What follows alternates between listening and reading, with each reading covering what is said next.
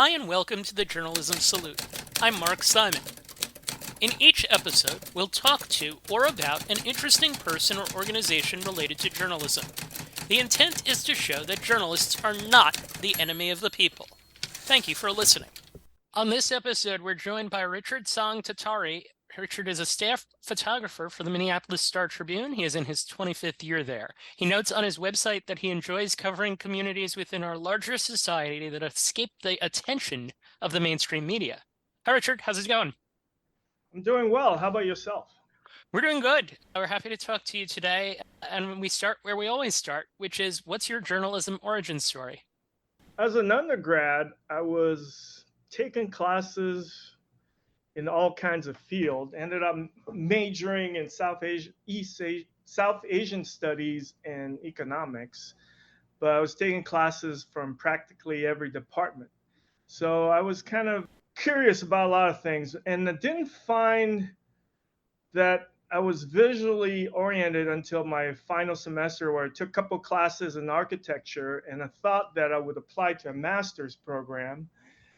But after a couple years working, fishing in Alaska, and buying a nice camera, and being able to travel in the off season, I realized that I enjoyed being on my feet and walking around and exploring things versus probably sitting at a desk and thinking of big ideas. So you're of Chinese and Malaysian descent. You immigrated here at age 10. Is there anything in your family or heritage that would have lent itself to storytelling, either visually or otherwise? I just realized that our family's history is one that's been on the move. So I enjoy telling stories about people where I'm on the move. So maybe I'm kind of reflecting on my own childhood by being a wandering storyteller. Was your family supportive of the photography decision? I would say they were a little bit dubious. When I applied to grad school, I knew I needed to do that to get a foot in the door at newspapers and other publications. My mother wasn't sure that there would be work out there. She kept encouraging me to open film processing's Photoshop, like a store. She thought that would be a good avenue. So how did you get to the Star-Tribune? I went to graduate school at Ohio University, and it's a very practical program where they encourage you to take a lot of internships. So I would take a quarter classes, do an internship, take a quarter of classes. So I ended up doing a total of 5 internships, each about 3 months, and the last one was at the Star-Tribune, and they had an opening, and I was hired in the fall. And you've stuck it out now. You're in your 25th year there. Your website, personal website, is apicturepoet.com. Why do you describe yourself as a picture poet? And why do you describe yourself as a documentary photographer and storyteller as opposed to just a photographer? I'm very dedicated to truth telling in terms of images, and I feel like that an image should be like a poem, should be able to tell you a lot through graphic means or emotions that are portrayed and moments in the image. And for practical reason, I called myself picture poet because most people couldn't spell my name. So I thought it would be an easy way to have an email that people could contact me with, and I thought it was a moniker that reflected my philosophy also. That's a fascinating way to kind of merge practical and philosophical. That's really cool. Were there any turning point moments early in your career with photography where you realized just how far it could take you? I think early on, I worked on a documentary on a Hmong family that lost its, where the son lost his parents to murder suicides, and he and his partner had to raise many kids together. And this kind of documentary work taught me a lot of patience and kind of empathy to spend time with the photo subjects. And empathy is important when it comes to, you already mentioned truth within your photographic philosophy, but I found an article from 5 years ago where you talked about it in a different way. You talked about making images with heart, where people feel or they can sort of get a hint of what a person's going through in the image, and that's what you want to do. Can you articulate more on that for us? Yeah, empathy allows you to kind of put yourself into your subject's shoes, and then you can, it'll be reflected in your images where the viewers will be able to sense some of the hardships and joys that that person has gone through. And I think that's the ultimate goal of good photography. And who are some of the like mentors or people that have kind of assisted you along the way with this? I've had some very good mentors in the past. I had a graduate student who I went to school with, Cheryl Hatch, who's a very experienced freelancer and who entered the program at the same time. And I learned a lot about patience, layering images, uh, making images with a lot of heart from her. She was more of a, teacher than a fellow student. And then, I've had editor mentors like Mike Davis, who used to be an editor at National Geographic, who would periodically look over my portfolio and give me good advice. My coworkers at the Star-Tribune, it's a great staff, and gotten a lot of good feedback from them and photo editors too as well. What's an example of, I guess, like shop talk at this point in terms of advice that someone would give you, one photographer or one photography editor to a photographer? For example, I think it's important to talk about making images that touch the reader's hearts. And when I get a feedback like that from an editor, it really is the holy grail, and not just to make literal images of what happened on this day, but what it felt like on this day and what happened to these important people in our community. So I watched a talk that you gave to the script school, and you talked about covering the protests and the looting in Minnesota in the immediate aftermath of the murder of George Floyd, and then beyond that through to the trials of Derek Chauvin. Can you just recount your experience with that from a kind of a broad perspective? As you know, it's the George Floyd murder is one of the touchstones of news events so far this millennium, really. It's something that spawned protests not only here across the country, but also across the world regarding Black Lives Matter. And it was a very traumatic event because it happened in our own backyard. And there was a lot of unrest, violence, upheaval, and it's something that I wasn't used to, and I had to learn to cope with while dealing with, being pepper sprayed, with seeing incidents of violence.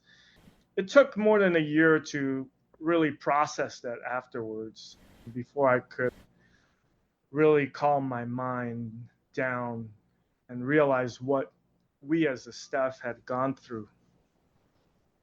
Now, you recounted in the talk about how the third precinct was being burned down, and someone said, I guess in the phone call that they had with you, you should head over there. And your response to that, you said this during the talk, was, "I'm always game," which is pretty brave under the circumstances of everything that was going on. You also covered the looting of an Arby's by a group of white anarchists, and they threatened you. How do you deal with situations in which your safety may be impacted? Yeah, that Arby's that night, I headed over the third precinct. I had been covering some of the unrest on the University Avenue and the St. Paul side until late into the evening when I was called over to the third precinct. And I have to say that the Arby's was being ransacked by a diverse group of people, not just Okay. white Gotcha. anarchists. Okay. And yeah, that was, in retrospect, that was a mistake to go in there with these anarchists, because obviously they're not there to uphold the law, and I should have realized that my life might be in danger as a result. But after a long, long day, I was tired, and my defenses were down, and I wasn't thinking quite clearly. I was thinking that, oh, I'm just going to document what happens as I would any ordinary event. But obviously, this was not an ordinary event. So how has all of this changed you just as a person? I just realized that I have to sometimes take a step back and be a little more thoughtful about the situations I step into. That some images might not be worth making because you might be putting your life in danger, and if you're not here tomorrow, not only your reader won't be able to see your pictures, you won't be able to appreciate your own work and your own family. So I think sometimes you have to take a step back and realize, some things are out of your control and you cannot make sense of it. Can you also like adjust and say, okay, I'm going to do this from more of a distance? Yeah, I think probably that's a good idea in a lot of instances. And sometimes you have to take a risk, but then you have to weigh the consequences, Gotcha. possible Uh, consequences. sure. So I want to go beyond that in terms of showing the range of the different types of things you shoot. And one of the things that I really enjoyed was on your website, a series of 10 photographs of a 5-year-old boy doing what 5-year-olds do. He's screaming while getting his hair cut. He's saying goodbye to his mom going to school. He's costumed and playing games, but he's not an ordinary 5-year-old. When he's 10, he'll be going to a monastery to become a monk. And the intersection of his lives comes into play when you see him with a group of religious figures. And you got like the perfect shot of him because he was yawning when he's with all these esteemed religious people. What do you remember about that shoot? Yeah, he was a very interesting kid. He was a very dedicated student at the time. Actually, an update to the story is he's actually still in Minnesota. He didn't end up going to India. Uh, I think the monks and the family decided that it was probably best for him to continue his studies close to his family.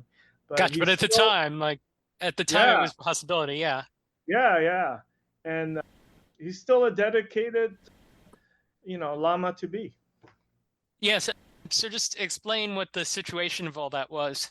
When he was born, there was there a lama, another lama had had the vision or sign that you know another reincarnated lama would be born in the United States, and so they thought that this kid might be it. They administered some test when he was young, and he passed. So he was designated as the next lama of someone who would be reincarnated, and it's all very fascinating. He's very important figure in the Tibetan community, and in Minnesota, which is one of the largest Tibetan communities in the United States. This was a very interesting event that happened.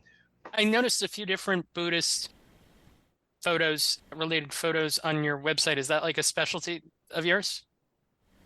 Not necessarily. I'm just interested in smaller groups that operate within our society, like Buddhists and Tibetans and Native Americans, and it's important to have representation in the mainstream media. Yep. One other thing that showed range was there was a picture at the St. Paul Zoo of a crow stealing some of a polar bear's food, and the polar bear is in the shot with his back or their back to the crow, and you've got this giant thing in the background, it. How did this come about? Were you just in the zoo and you saw this, or what happened there? Yeah, I think at the time I was doing a series on the seasons, and I was dedicating one color to each season. So winter was white was an obvious choice. So I decided to go to the zoo and photograph the polar bear. And this situation came up, and I thought it was kind of an amusing way of illustrating something white, something wintry, but with a bit of humor. When you do photos like that, is there, I know that when I write and when I like either phrase something right or I do a clever pun or something, that's fun, I know that I got it and I get like kind of excited about it. Does the same thing happen for photographers? Oh yeah, absolutely. You kind of get a little jolt of electricity running through your body. You get a little excited. You feel like you've hooked a fish on the line, so to speak. And definitely a better feeling than going home thinking that you've kind of whiffed at your, at the plate. Does that happen often? That's the goal most of the time, to be able to have one or two images like that from a shoot, but it doesn't always happen. So, revisiting your philosophy from a lighter side, one of the things that I thought was really cool was the pictures of joy that you have. A group of teens seeing Austin Mahone, an 18-year-old in cap and gown carrying her 4-month-old as she celebrates graduation, a celebration of a gay marriage, various reunifications, both familial and otherwise. How do you get shots like that just right? I think it's about time, spending time with people, and you're there at key moments in their life, and you realize that something significant will probably happen, a moment that reveals the true character of the person. Okay, so what is like I know I have like a mental checklist of all the different things that I would do when I write. What is the photographer's checklist in a situation like that in terms of like the little things that you're doing to make sure that you're getting a good shot? I think preparations often is the key to good photography. If you're able to read a little bit about your subject before going to the person's home or event, reading up on the background of the story, being more informed, so you can take images that have more meaning. Obviously, charge your batteries, clean your lenses, never have a lens cap on your camera, because we call that, photographers call that the never ready filter. Make sure your cards are formatted properly, and they can actually record images. Just little things, and being patient, you know, and being kind to people, and making them feel comfortable. Sure, basic common sense in a lot of cases. What's an example of a project that you did that I haven't mentioned that you're particularly proud of? Actually, when you contact me about doing a podcast, I was in the field. I just won a small grant from the Pulitzer Center for Crisis Reporting. So in June of this year, the Supreme Court decision came down in Navajo versus Arizona, that Navajo Nation did not have affirmative rights to the Colorado River. So I wanted to document the hardships that people go through on the reservation, just trying to get water and the lack of access to clean water. And I did that over almost 3 weeks in August. And I just returned after logging almost 7,000 miles. Oh, wow. Where did you go? I went down to Navajo Nation, which is about 27,000 square miles, I believe, and it's the largest reservation in the United States, and spans Utah, Arizona, and New Mexico. Wow. Now, this wasn't your first Native American project of significance. You also done others, right? You did something on the Lakota resistance.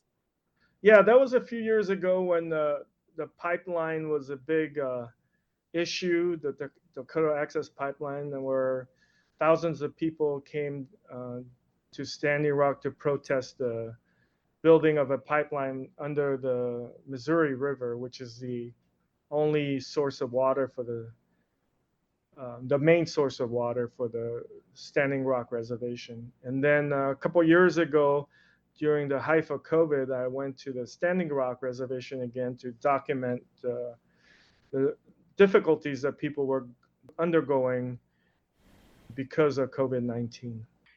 All these different examples that you've given, and you've done this now for 25 years. And I think that technology has probably changed a lot for you and impacted how you do your work.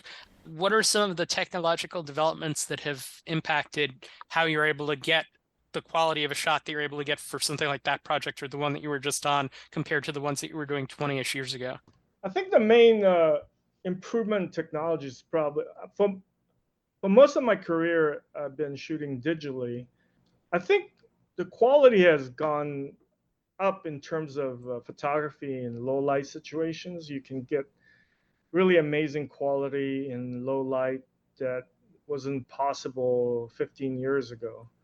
Probably would have to had to use flash or very slow shutter speeds, but now the quality is incredible. The files are huge.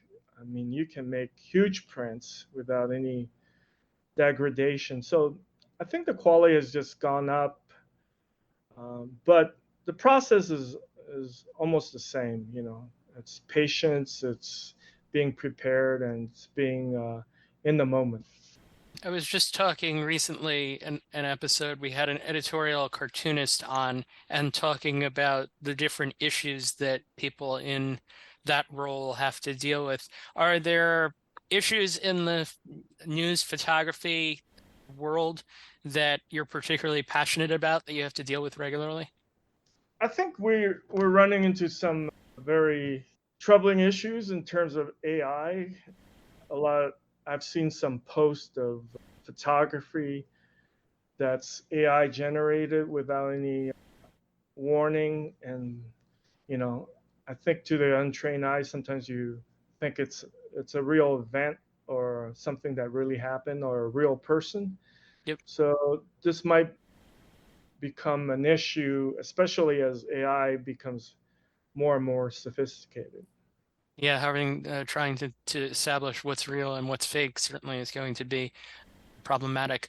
Has I know that in the Asian American Journalists Association that worker safety is an important issue because of what's happened in this country the last 3 years.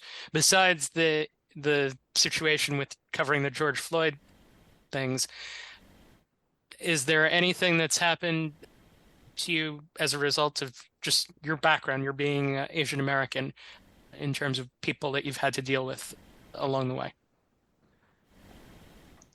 For the most part, no, but you know, during COVID, there were a couple of instances where I thought maybe, you know, I got some negative vibes because of my Asian American background. But overall, Minnesota has been a very hospitable community, and I'm not sure what would have happened elsewhere. I know that in California there were a lot of instances of anti-Asian American hate. Yep, and some in other parts of the country as well. But as you mentioned, Minnesota generally seems to have a rep as a very hospitable state. What's the coolest part of the job? The best part of the job is getting to know my community, uh, you know, better than most people. I feel like if I were an accountant, I would probably deal with similar people all the time, middle class, you know, meticulous or well to do people or people who think ahead a lot and have their lives in order. But as a journalist, I meet all kinds of people from homeless people to the ultra wealthy to your average middle class person. So I feel like I've been able to learn from the whole gamut of society. Well, that's cool. And what's the hardest part of the job? I think the hardest part is, you know, sometimes you don't have the time or to do justice to the story you're trying to illustrate, and other times the situation is hectic and dangerous, like when you have a protest or you have a spot news situation. And you mentioned before going through everything that you went through, taking a step back and looking at now, and there are ways you might have handled certain things differently. How do you manage your mental health after you go through some of the things that you saw? If I were wiser, I'd probably see a therapist. What I did was do a lot of fly fishing, and for during the time of the protests, I would at least take a day a week to go fly fishing or go to my local lake and river, and that would help me decompress quite a bit.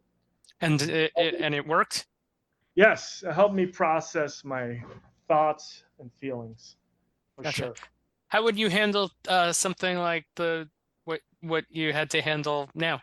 Yeah, I think I probably would engage a therapist. I think there's no shame in doing that, and I think it probably speed the process up in terms of dealing with your feelings and anxiety regarding stressors in your lives.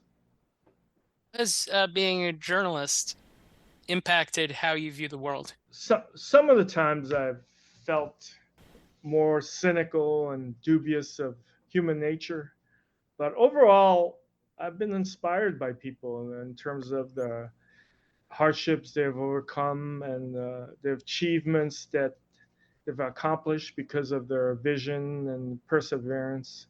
So overall, it's been hopeful and inspiring. Cool.